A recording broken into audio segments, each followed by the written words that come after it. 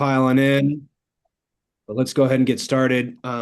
Reed, I know you did an introduction last week. Thomas, welcome to the club, man. I'm thrilled to have you. I was hoping you could do a brief introduction. Just tell us who you are, tell us what you do. Hi guys. Long time caller or long time listener, first time caller. Is that what they say? I guess so. I think I know some of the people in this organization already. Uh, I should fit in all right. Basic right down the middle real estate guy. Little residential brokerage. I've got one new construction that should be coming out of the ground soon, and a lot of fix and flips in my past, couple of rental properties. So I'm doing what a lot of you guys are doing. Love Here it. to gripe and grumble and brainstorm and participate. Cool. Well, he picked up a house a block or two away from the duplex I'm building, so we'll get to hang out more, Thomas. I'm looking forward to that. But I'd say it's less than a block. you're on Raleigh, no? 38th or what is it? 40th in Raleigh? 4452. Okay, yeah. QRS. I'm on Stewart, so you're right. You're right next to me. I know the lot. Yeah, I Yeah. can throw a rock from our top roof and break your windows. Well, it's always nice when you get checks dropped off. Thank you, Dan. All right, guys, let's get started for today. So do a recap of what we talked about last week. So we're moving into a different series. This is something that I'm such a huge proponent of. Uh, what we're talking about in this series is blind spots, and how, as business owners, we make better decisions, right? That's, I think, the name of the game. If I could summarize it down, it's make good decisions, allocate good resources. Um, so this series we're going to be talking about how to this idea of like mastering the self, the 6 inches between the ears. I always start these conversations with the sort of the phrase of like, I'm not biased, you're biased, says everyone. I think we have a tendency to underestimate our biases and how they affect our decision making. Um, and I love this phrase, most people don't think that they're most people. Means like we have to remember that us as humans, we are typically the most unreliable component of the system. We see this play out with AI, right? And so that's really what we're going to be addressing in this series and why the biggest constraint in your business might be you. And I know that that may sound a little harsh, but that's what we're kind of addressing in this series. Everybody's continuing to jump in here. So let me add them. Mike Jones, what's going on, man? Good to see you. We got Kyle James So here. Um, quick recap, guys. We're talking about biases. We're talking about this idea that we don't make perfect decisions all the time. How do we how do we understand those things? How do we understand how biases affect our decision making? Um, because you don't opt out of that, that's sort of like part of being human. You just don't opt out of it. Fear, right? We talked a little bit about fear and this idea of how do we define this term of mental toughness? It's something my dad used with me as a kid all the time, and it's um, no surprise that we're using that in sports as kids, but we also use that in entrepreneurship. But I think the definition of that is maybe a little different than the conventional definition of mental toughness, which is just like put your head down and barrel through. I'm not sure I agree with that approach necessarily. When I think about mental toughness, it's like seeing reality for what it actually is versus what the story in your head is telling yourself. Now, again, I don't want to assume that this is like something like every hour of every day we're struggling with this. It's not like that. Like we're playing at a high level. And so we've learned how to, accommodate these different biases.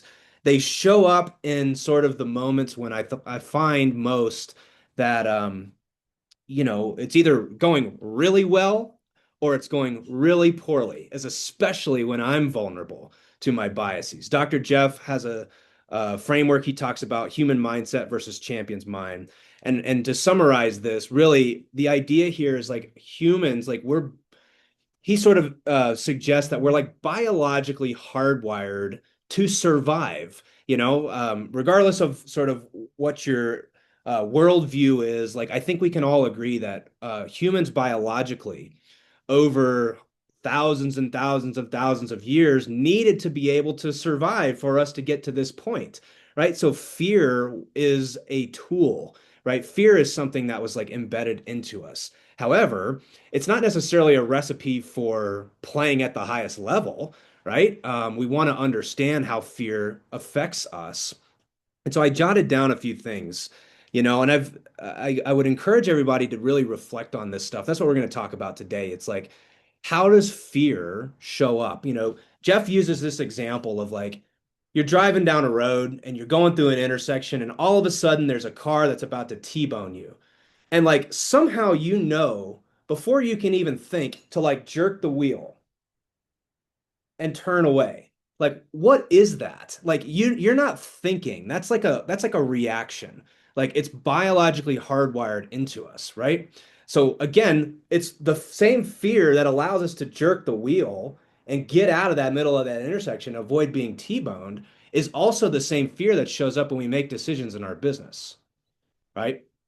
So I wanted to kind of talk through this today. I'm going to ask everybody to really dig deep today and think about how these, specifically, when I say fear, I know that that comes across as like, oh, that's a bad thing. It's not necessarily a bad thing. It's just like we want to understand it. You don't opt out of that. Anybody ever been afraid of what's going to happen on a deal or like, am I going to make it through this tough period? Right? I used to see this showing up as I was like building my business. I'm like, ooh, that guy's doing more deals per year than me. I need to do more deals because I'm going to get left behind. Of course, that's not real. You've got this mental bias in your head, right? You've got these things that are affecting you. I know a lot of us are action takers. We're action oriented in this room. Most of us don't struggle with that, but I'm sure you can see the people that are like, I'm afraid to start. It's why I really struggle with the folks who are just getting started in real estate. It's like, what should I do? What should I do? It's like, just anything at this point, right? You just need to go out and do something. Like, it's that fear that keeps us held back. Um, it's the people pleaser bias, afraid of what others might think.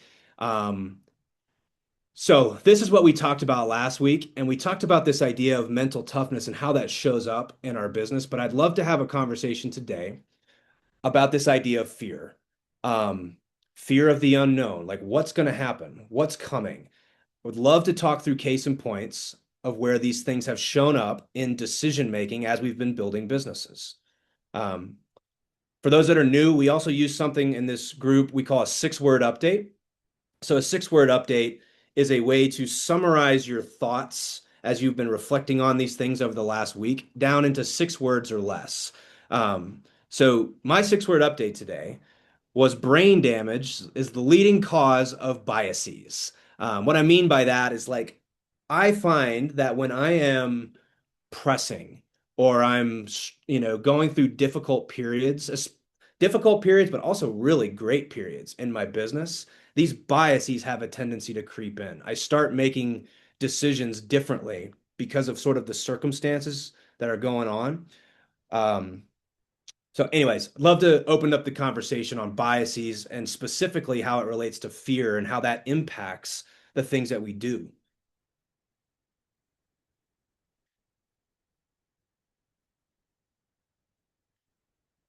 Just got any thoughts on this?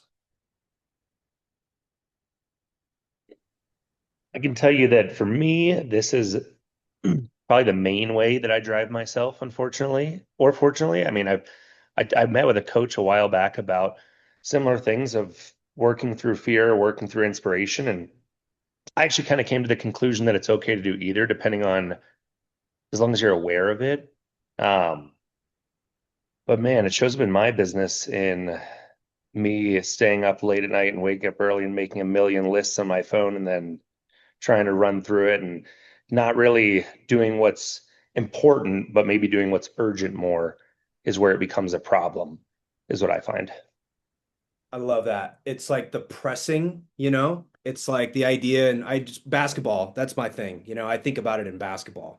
And it's like you go down by 10 points or something, and so you start taking bad shots because you're trying to make up ground, or you have this like, I should be further ahead by now. I got all these things I've got to do. That's fear-based. I agree. I agree. And you said something too that I just couldn't agree with more, Kyle, which is like, it's not necessarily a bad thing. Like, you know, some of the best performers in the world were afraid of letting their father down. We're afraid of, you know, um, it's the people pleaser thing. Like, what will others think if I don't win? I'm not saying it's necessarily always a bad thing, but you mentioned it's like it's more about recognizing it and labeling it and understanding that's there. Um, Love that. You know, the pressing, like, let me just make a million lists and try to get as much possible done in a day. Absolutely fear-based. What else?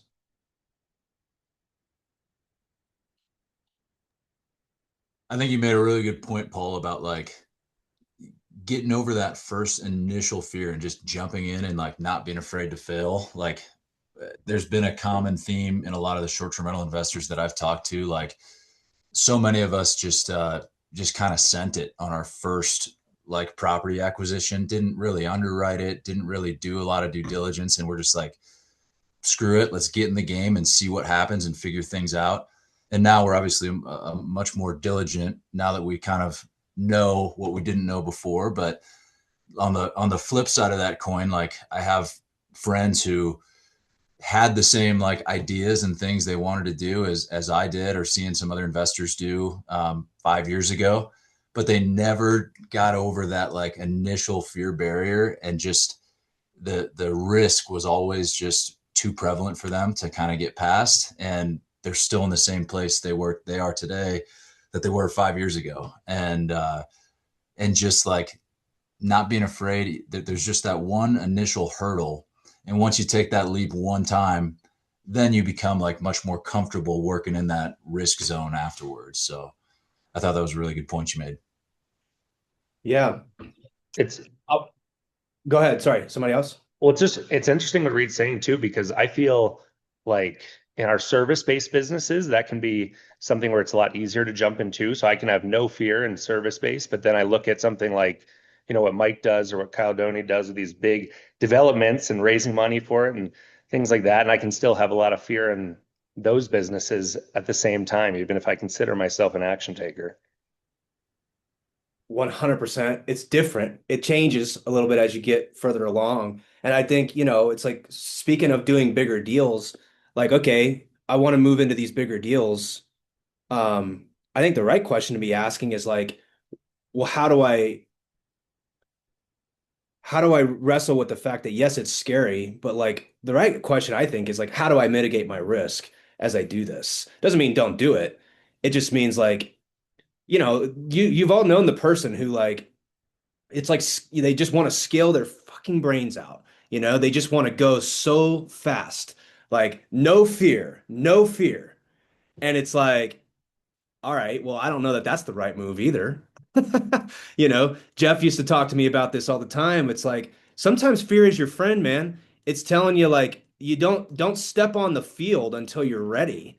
Like it doesn't mean like, you know, that feel the fear and do it anyway. It's like, okay, there's a little asteriskness to that, which is like, yeah, maybe do it, but also be thinking how to protect your downside. So it's why this fear conversation is so like interesting to me because it doesn't necessarily mean like just barrel through. That's not how I think about mental toughness. How I think about mental toughness is like how you process these decisions. How is it affecting the things that I'm doing? I don't know, Mike, you got any comments on you've stepped into some big stuff. You know, I know you're going through a big transition in your business right now. How do you see that idea of fear kind of affecting you? Something that's really been helping me lately is I want to say it's called second order thinking. So Hmm. just thinking like if then and what. and just really modeling out these different scenarios in my mind instead of getting overwhelmed or just, getting like drowned in fear about, well, this could happen if everything crashes. It's like, and then what? What? It's like, okay, everything does go bad. Now what? It's like, what are the next steps, and really just playing that out, and what are the worst case scenarios, has helped me quite a bit to be able to make rational decisions instead of decisions from a place of fear. You are reading off next week's discussion because I'm going to be chatting about second and third order consequences. Um, Cool. but like, it's the best way to describe this, and I'm not going to, there's a guy in the club who's like got a flip that he's been struggling with. Um, and like, you just start catastrophizing things. You just start being like, oh, it's not going the way I want. And so everything's going to go to shit and yada, yada, yada, yada. It's like, we don't know that yet. Um, we don't know that. Like, you don't know that. Of course, considering worst case scenario is a good idea. Not suggesting that, but also you don't know that that's going to happen. How do you show that level of restraint to say like, especially when you're like going through the stuff that you're going through, which is like, hey, I'm going to transition my business. I'm going to move in a different direction. Your brain starts playing out all these things of all these possible scenarios. It's like, well, I mean, certainly we could make a list of all the possible scenarios, I guess. Probably be a pretty damn long list because you just have no idea. So what's the right move in that scenario? We're going to talk about the idea of micro stepping today, like how you step into fear, how you approach these new things, like what's the right way to do that. But before we move on, John, I'd love to hear from you, how you think about this. Yeah, so something that I like to do when I'm in that state of mind where I'm just like tearing everything down and I'm seeing like the end of the world is today, is I try to like detach from it and think about, all right, one, I get pretty, I think deep into my thoughts, but like one, am I breathing right now? Could I make it to dinner? Could I, am I going to be alive in the morning? And and do I have enough money to feed my family today? But then I start to look at it as like, okay, if someone else were to come to me and explain that they're going through this problem, what would be my level-headed response to them? And can I see them getting out of it if they make the right, decisions going forward? And usually that answer is yes. But for some reason, when I'm thinking about it for myself, it seems like, everything is, it's doomsday. So I try to detach emotionally from it and just think, okay, if I were to consult with someone, what would I tell them? And would I think that they can find their way out of this? And if the answer is yes, then okay, I can slow down, take a breath, and I can figure it out. Well, yeah, you're So significantly less biased when you're looking at somebody else's situation, right? That's like why I use that phrase of like, well, it's hard to read the label from inside your own bottle because like, you've got these mental biases that are affecting you. That's why it's so easier to coach people. It's why it's easy. It's like why I, I joke because it's like, well, do as I say, not as I do, because I make these mistakes all the time in my business. But like it's really easy to see it in somebody else's. It's like, hey, show some restraint. Let's do the next one to two things. It's like, how about you take your own advice because you're dealing with this right now, you know? Most people don't think that they're most people. That's the thing, I don't struggle with this. I can see that you're struggling with this, but no, I don't struggle with this, you know? So I don't know. I don't think this topic is discussed enough in the high performance space. That's my opinion. We assume that like we're not biased. I mean, I think we understand that we're biased, but then like as we go engage in the decisions that we're making, we're not asking ourselves the question like, what biases could be affecting me right now? Like I'm curious to hear from everybody when they feel most vulnerable to their own biases. Like, what does that look like? What do those scenarios look like? What's going on in life and business? You didn't get a lot of sleep. I expect to be more biased at the end of this year when my wife has our baby. because I expect to get a lot less sleep. I know when I get a lot less sleep, I don't think clearly. A lot of times I try to make really quick decisions to just get it off my plate. Just go. Like that sounds good. Do it. Um, I also get really biased when things are going really well. It's that like we're going to talk about the high month paradigm today. The idea of like you have a couple good deals, you have a couple good months, and you're like, all right, let's go hire two more people. Let's double down on marketing. Let's do this, that, and the other. And it's like, hold on, you did extremely well in the winter, in the springtime. That's like a natural rhythm throughout the year. It doesn't necessarily mean that's how it's going to be next fall. Same thing on the other side when it's like things are going really hard. It's like relief. I just want relief from this situation. So we'll do things oftentimes just to get relief from that. This is like what I notice when biases show up most. Anybody got any comments on this? I could chime in on the needing relief. And it's sort of sometimes that's impatience, I think. I had a couple of flips not selling at the same time last fall. And then because like all the projects were on the market and neither one was selling, I'm just sitting around like, what am I gonna do with my days? Well, Right. let's cut the price and gin up some action. Yeah. And I mean, erring on the side of action, I guess, kept the chains moving and we got rid of those properties. But it was extremely hard to stay patient, I think, and wait for spring. Yeah. But there was a big unknown. Mm. And then kind of to touch on your fear-based things, one one thing I found helpful is to like break if you need to try something new. You can maybe find a way to really limit the downside. Um, JVing on deals that you might not know exactly what you're doing seems to be a great way to kind of break in and learn a new thing. Yeah.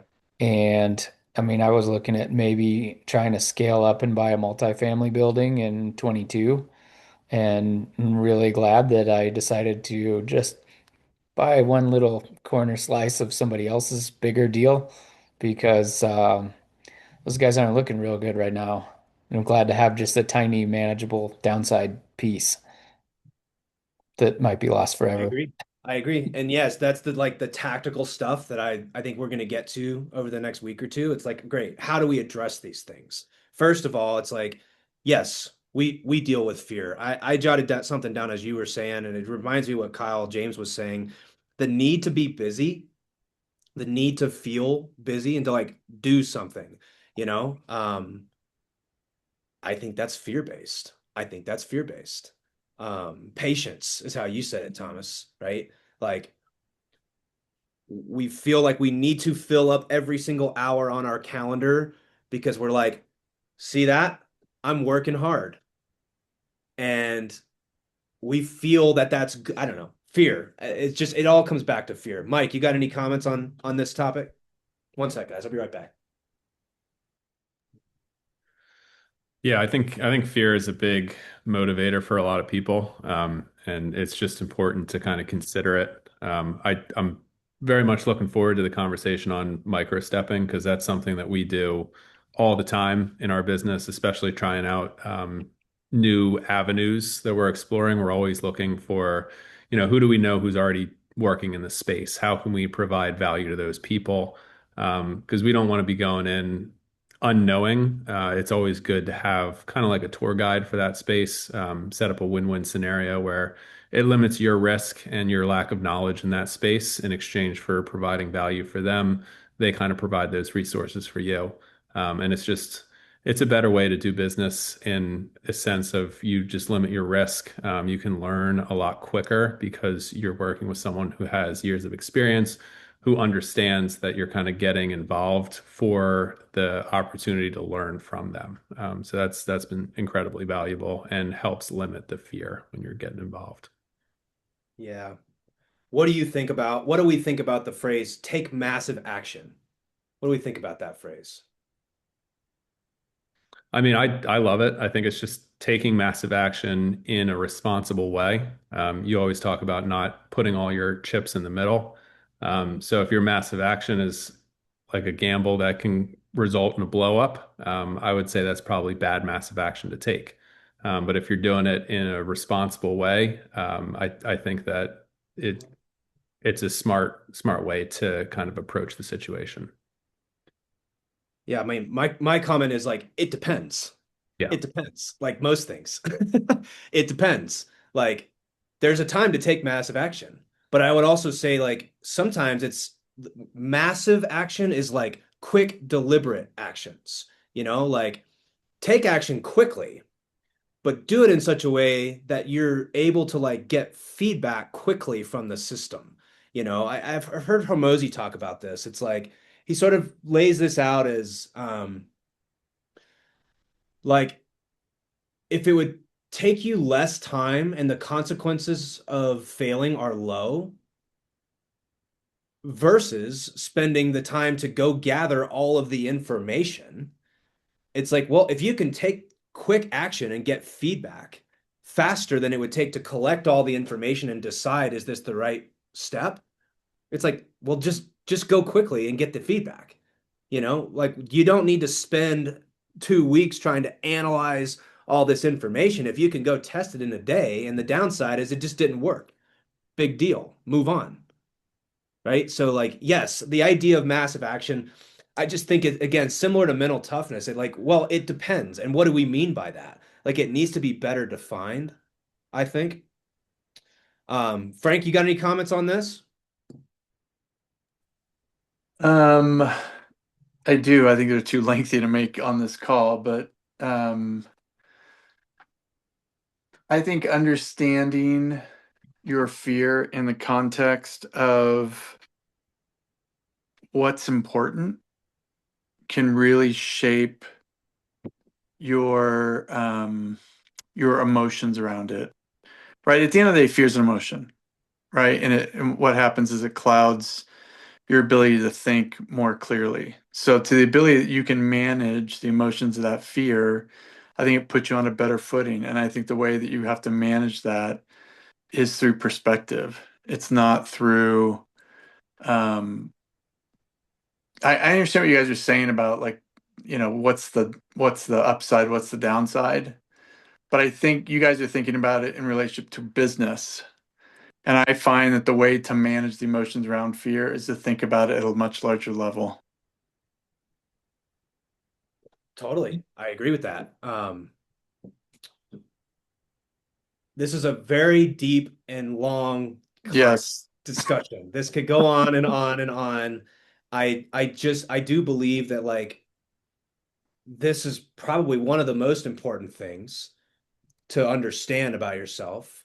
Um, what I will ask you guys to think about this week, and again, this is one of those things like Jeff and I do so much of this. If some of you guys haven't met Dr. Jeff, but you'll get to meet him at some point.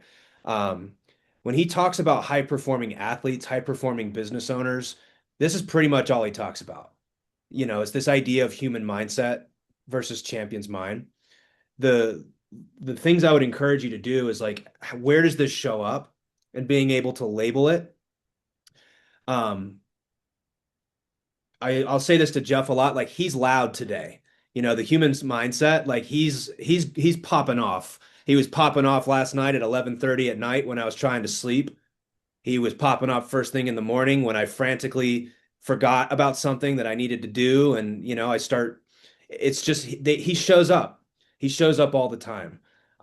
Encouraging everybody to learn how to label that and learn how to really digest how that's affecting the decisions that we make on a daily basis. And remember, most people don't think that they're most people. Most people aren't willing to look in the mirror this hard because it's like, okay, well, I don't want to address that. I want to just assume I make good decisions. Again, not saying we don't, but with that said, I'm going to move on for today. Unless there's anything else. Sorry. Usually I like to, any other comments before we move on today? Okay. So a couple quotes. Love this one by Mark Twain. It ain't what you don't know that gets you into trouble. It's what you know for sure that just ain't so. That's a bias, right? We kind of have this, like we are assuming that it's one thing. It's typically that stuff that gets us. It's not the stuff that you don't know. It's the stuff that you know for sure that just ain't so. Randy Massengill, mentor of mine, used to say this phrase to me all the time: pick a shoulder and attack. Pick a shoulder and attack. And what that means to me, everybody kind of has their different language to describe this. Dan Nicholson calls it micro-stepping. Dr. Jeff calls it a soft offense. So it's this idea that, like, hey, we understand fear affects us. So, like, what's the smallest action I can take in that direction to get feedback, to start getting feedback from the system? I don't know about you guys, but I can remember, like, when I first started in business, I would sit here on my journal and I would chart out these org charts, and here's what this is going to look like, you know, at 10 million and at 50 million and all these things. And it's like, look, brother, you haven't even gotten to your first 100 grand. Like, maybe. I'm saying, like, that's a potential reality, but like that's not really very helpful in the here and now. Like, what's really helpful is learning how to develop the skill of, like, what are the next 1 to 2 things that need to go right? You know, soft offense, like, I'll describe this to people as like playing Jenga. You know, if you think about a big Jenga board, you'd be a really bad Jenga player if your approach was to just look at this thing, go up to a block, and just mash at it. That's not how you play Jenga. You sort of tap on the blocks, right? You're tapping, you're looking for the one that's loose, you pull that block. The next time your turn comes around, you don't know which block is going to be loose and which one's going to be stuck because the situation has changed. So you do the same thing again. You start tapping on these blocks. That's the approach that we are advocates for in this group, is take massive action with micro steps. And that's finding the path forward. This idea of micro stepping is so powerful. And again, a reference to the CASE framework. For those who aren't familiar with this, CASE stands for collect, analyze, strategize, execute. So the first step is always like, how do I go get some data? How do I go collect some feedback from the system? Again, not anything we don't already know. We already know all this stuff. It's just like, yeah, but we don't always do it because we're biased. We're biased. So these little reminders are things that we use to continue to make better decisions over time. Have you asked yourself recently what biases might be influencing this decision that I'm making today? Whether that's hiring or deciding to buy a new deal. Like, I'm looking at a deal right now in Sloan's Lake with James Heller, and man, do I want this deal. I want this deal bad. Like, this would be a smoking awesome project. I want it badly. And I find myself being like, well, I wanted it at 640 and now we're at 645. And oh, it might run up to 650. Maybe I can get it at 650. It's like, all right, that's the right question to be asking. What biases are affecting my decision right now? And reminder, as Jeff says, the number one word in a champion's vocabulary is restraint. That's speaking to the heart of this idea of biases. So, jot down a few examples. How do biases tend to show up? I have a tendency to chase deals, especially when I used to say things like, we're going to do 10 fix and flips this year. I got to make sure I'm on track. If I don't buy this deal right now, I may not be able to get my 10. Ooh, that's a bad place to be. Or how about this? You had a great month, record quarter. You just now assume that that's the new floor. Okay, well, that might be a bias. Or projecting into the future, good or bad. Like, I've learned to develop this skill set with my team of just like, I'm not sure yet. We got to see what happens next. We don't know. No, we're not going to build out this 5-year plan highly, highly detailed because we don't know what's going to happen next. And that's okay because we have the tools and the skill sets to be able to read the terrain and adjust. Not saying planning's a bad thing, but I'm more of a fan of like developing a toolbox and saying like it depends. What are we going to do next? It depends. Depends on what happens. That's a version of micro-stepping. Again, I would just encourage everybody to learn how to spot those things in your behavior. I'm telling you things that we already know. What this is like looking at your own behavior and saying like, am I like assuming all these things out into the future that will or may or might not happen? It's okay to be like, I'm not sure. We need to see what happens next. Okay. Confirmation bias. Let's talk about that. Anybody heard of this? Confirmation bias? Okay. So what we'll be doing over the next few weeks is talking about some of these biases so that we can label it, so that we can understand what they are. Confirmation bias is simply just the tendency to take a certain like information, like you have this belief in your head. I see this on Facebook all the time with all this political stuff that's going on. I'm not going to talk about politics, but you get everybody's just looking to confirm what they already believe. You can read the same headline as a Republican and as a Democrat and take two completely different things out of it. Right? Like you already have in your head what you believe, so you're just trying to confirm that. So it happens when you've already made up your mind. You've already made up your mind, now you're looking for ways to confirm it. How about with hiring somebody? You had a fantastic first impression. I like this person. Now you're looking for reasons to confirm why they're great. Or you put a deal under contract. This is what got me for years was like I started telling wholesalers stop sending me ARVs and rehab numbers because it biases my perspective.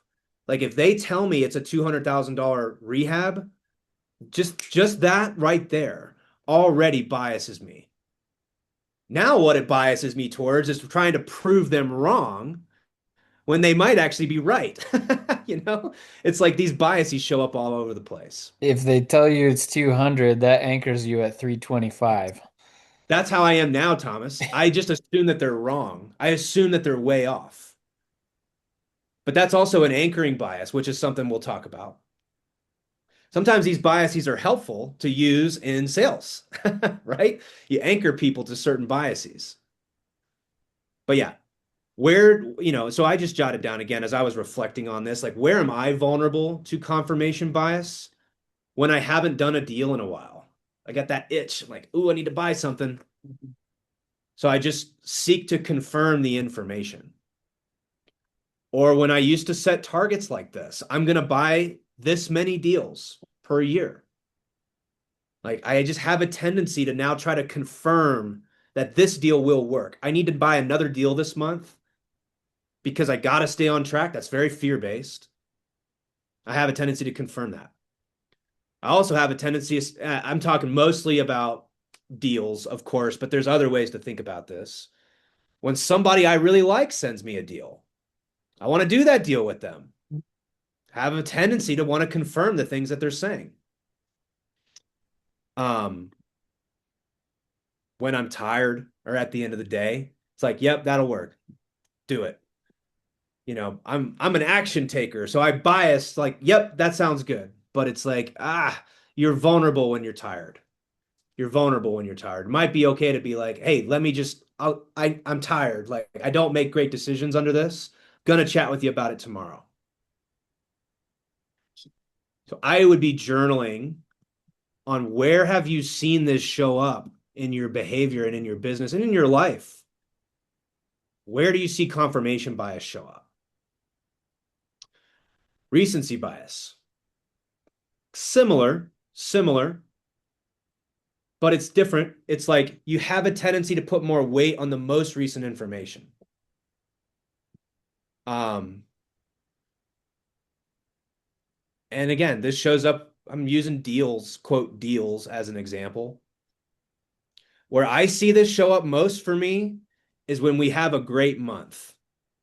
We have a great month. So I assume next month is going to be just as great, or if not better.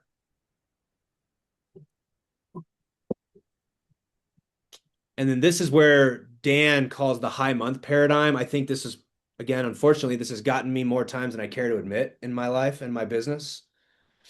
It's just this idea that simply like you hit a high watermark, let's call it, in your business. Maybe that's number of signed clients. Maybe that's revenue. Maybe that's, some other metric you use to measure success. Anybody ever made that mistake? You get to a high watermark and you're like, oh, hell yeah, this is the new floor. Great. Now I can assume. And so what happens? Over the next 2 to 3 months, your spending creeps up as if that's now the new norm. Again, this is very nuanced, but like be careful with the high watermark. How many times have you heard somebody say, like, how many deals per month do you do? They go back and look at their last year, they take the month where they did the most, and they say, I do 10 deals a month because I did that 1 month. That's dangerous. Or how about like when you were a 6-figure business owner? And then you have a month where you do 100 grand in a month. Woo! You know what that does to my brain? I'm now a 7-figure business owner at this rate. At this run rate, I'm now a 7-figure business owner. The biases start creeping in. Now you're looking to confirm this new identity. What does a 7-figure business owner do? Well, I'm Mr. CEO. I don't do that stuff. I'm going to hire all these people and I'm going to delegate all this stuff and I'm going to do this and I'm going to do that. I mean, it happens like all the time. It's like, I don't know that there's an exception to that. Almost all of us have gone through that. So, again, this isn't all doom and gloom, but what we're talking about is just recognizing these things. Be careful of the identities that we set for ourselves. Oh, I'm a big shot developer. That's another thing that I struggle with. So therefore, I have to go buy developments to confirm this identity. Yep, biases. So when am I vulnerable to this? Well, when it's good data. I've got a couple good months to show. Great, that's the new floor. Paul, Yep. how would you say you draw the line between, I guess, sitting in that CEO identity versus this is me just putting back into my business what it needs to grow in the name of where we're trying to get? Because It's that a is great definitely question. something I struggle with. Yeah, but this is where the real work is. It's like, okay, are we making biased decisions or are we making decisions based on what reality is telling us? Back in engineering school, we used to talk about like correlation, right? And so one data point is just that. It's just a data point. You need 2 data points to make a line. You need 3 data points to make a trend. I would recommend we operate based off of trends, not single data points or lines. That's why the high watermark is a tough place to be. Because it may have gone here that month. Yeah, it's trending that way. 1, 2 data points. 3 data points. Goes up again. We're starting to trend in the right direction. How many data points do I need to justify this decision is the right question to be asking. And how do I micro step in that direction? Again, there's nuances to this, but ultimately, I think it's like you have to develop the skill set to see reality for what it actually is, not for what your biases are. So, like, am I just biased? I just want to go fast, like the Ricky Bobby syndrome, just want to go fast, daddy. Like, okay, well, that's fine also, but recognize there's trade-offs to that. Recognize there's trade-offs to that. Go fast and break things is a fine strategy if you can afford to break things, you know? So again, I don't think that there's a right or wrong answer, Kyle. That's my opinion. I'm not saying there's a right or wrong answer. What I am saying is how do we make better decisions that are grounded in reality and identify where our biases are showing up?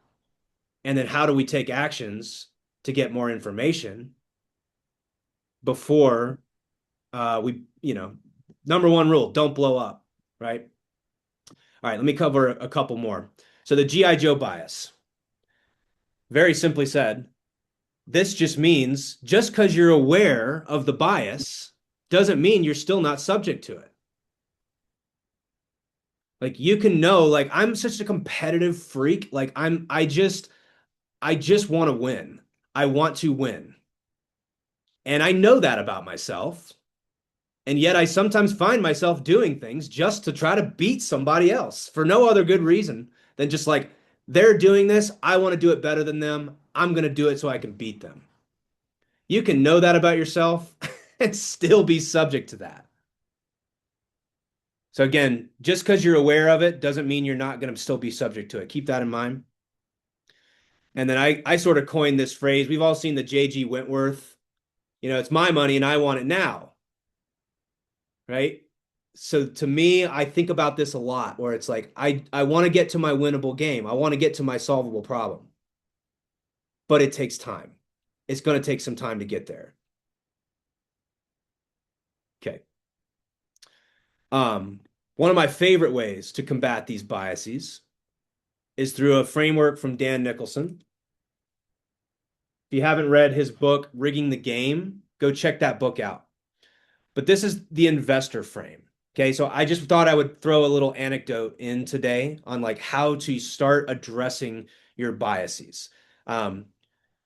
Because we have a tendency to get really attached to the decisions that we make, the people that we hire, the marketing campaigns that we're doing, just the daily actions, the things that we do on a daily basis. So the investor frame says like put on these glasses a few times a week and ask yourself this question. Like knowing what I know now, would I choose to opt back in to my current situation? Let me give you an example. If your business is worth $1 million, and I was like, I'll give you $1 million right now, would you buy your business back? If the answer is no, like you might be violating the investor frame. Or that person on your team that's like they're a B plus player, but sometimes they're a B minus player. Like they're not a rock star.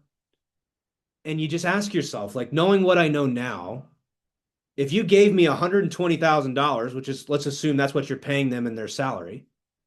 If you gave me $120,000, would I hire them back? The answer is no, you might be biased. So this is a way to kind of like check your biases. I would encourage you to review the decisions that you've made over the last 6 months to a year and ask yourself those hard questions. Partnerships, knowing what I know now, would I choose to partner with this person again? Knowing what I know now, would I choose to take that job that's 45-minute drive away from my house? Because it's a high, again, hold your investments, hold your decisions to account by asking that question. Knowing what I know now, would I choose to opt back in?